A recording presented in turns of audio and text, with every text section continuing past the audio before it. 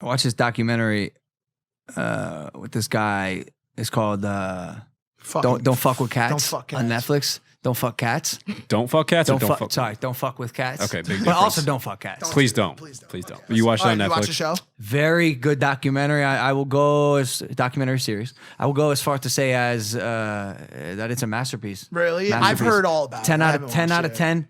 They do not miss a beat. It is riveting. Maybe one beat. There was a part dragged on, but I don't even know. What do they talk about? What's the show about? Perfect. Okay, check this. This is fucking crazy. All right, some dude, some sick fuck, put these two little kittens in a vacuum sealed bag and sucked the air out of it. Okay?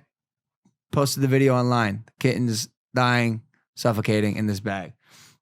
This group formed on Facebook that pretty much pledged to find the sick fuck. Yeah, it's fucked. So they did all this research on like, yo, there was a yellow vacuum in this frame. You can only buy that vacuum in North America. Oh, this type of cigarette, native to Canada. So they think they have this guy, and they are trying to nail him. They ended up targeting and harassing the wrong guy at one point. That dude ended up killing himself. Real dark. And so now they're hesitant to just point fingers, whatever. And the leads they're getting pointed them in so many different directions they didn't know where to go. Finally, one day, an anonymous message from one of the like blank Facebook accounts with like a sunset as a profile picture, like not an actual human, said the person you're looking for is a guy by the name of Luca Magnotta. So they start doing gangster. It was the gangster, right? Yeah. So they start doing research on this guy named Luca Magnotta, and it's like this model, and there's a bunch of fan pages on this guy, and like on YouTube, and like Google search results, Luca Magnotta, and spoiler alert, yeah.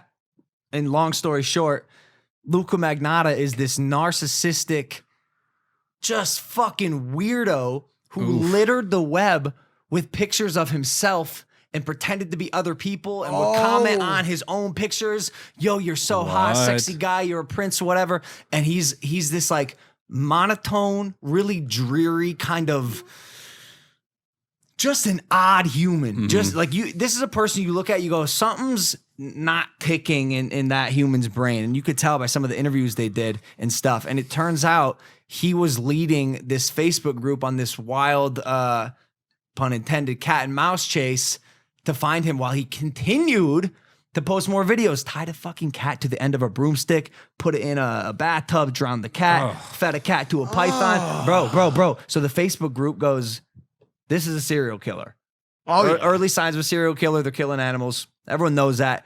They try to reach out to the Toronto Police Department because that's where they targeted. Finally, after pinpointing and reverse engineering and geotagging the location of some of the pictures he took, they got a coordinates at the Eaton Mall, something in Toronto. Contacted the police department. They ignored him. Said, yo, this guy's sick. He's a sicko. You need to stop him now. He's going to kill someone. Can you guess what fucking happened? He killed somebody. Videotaped it, dismembered him, sent his limbs to the fucking political parties in Canada. Sicko. Wait, so this is like it's real dark. This is like Tiger King on steroids. On steroids. And Tiger King missed beats. It got redundant and boring. This one doesn't. The people they interviewed were very articulate. It was the people who kind of ran the group.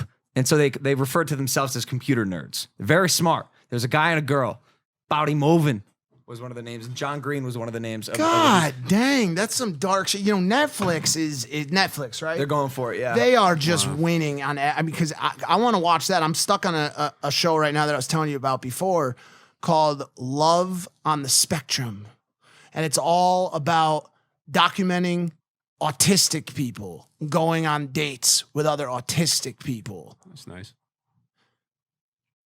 It's a great show. It's fascinating viewing. My concern is just like every time I watch it, I'm like I don't know how I feel about it. And to make matters even greater, or to raise the stakes, they were like, yo, all right, like this is gonna be crazy. We're gonna have autistic people date other autistic people. We're gonna show it on TV. Some brainiac in the fucking brand team throws a curveball. Oi, mate, why don't we do it in Australia? Are you Australian autistic people? that is where they really raise the fucking bar. And so every date goes the same way. They're like, hello. And the other one's like, hello. And he's like, so why don't you go ahead and tell me a little bit about your hobbies and interests? And the other one goes, I like basketball and mowing the lawn. Do you live with your parents? Yeah, it's very interesting to me to see what interactions come out of that. I would like to talk to the producer and creator of that show and see what the goal is. Yeah, see what they're fucking. Because is it to mock and ridicule? Absolutely not. Because bro, some of these documentary shows are fucked up. I agree. They're in the one I just described. Don't fuck with cats. Some of the people they interviewed just to get the sound bites and walk us through the story of what people felt when they first saw this video of the guy killing the cats. They'd have these poor people watch the video there. Watch the video of the dude being dismembered. Oh, the actual murder? Bro, all of them. They'd sit there and film these people who have already lived this and have been traumatized by this and had to deal with the repercussions in their own life. Like this girl, Body Moving, she had to go to her boss because eventually this Luca Magnotta was targeting her and posted a video of the casino that she works at. She had to go to her boss and was like, yo, I don't know how to say this, but like my life is maybe in danger and maybe yours is too. After work, I go home and I try to find a cat killer in a Facebook group. It's just like a traumatizing, like semi-embarrassing, vulnerable experience.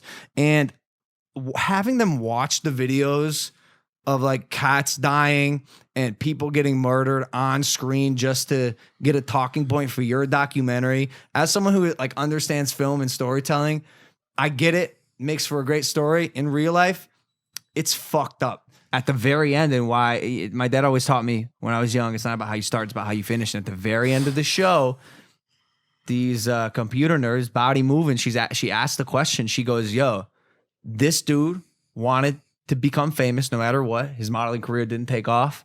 And he was a narcissist. He wanted to see himself on TV. He idolized Catch Me If You Can, Casablanca, movies where there was a villain. And he hit the killing, the murder he committed was fuck.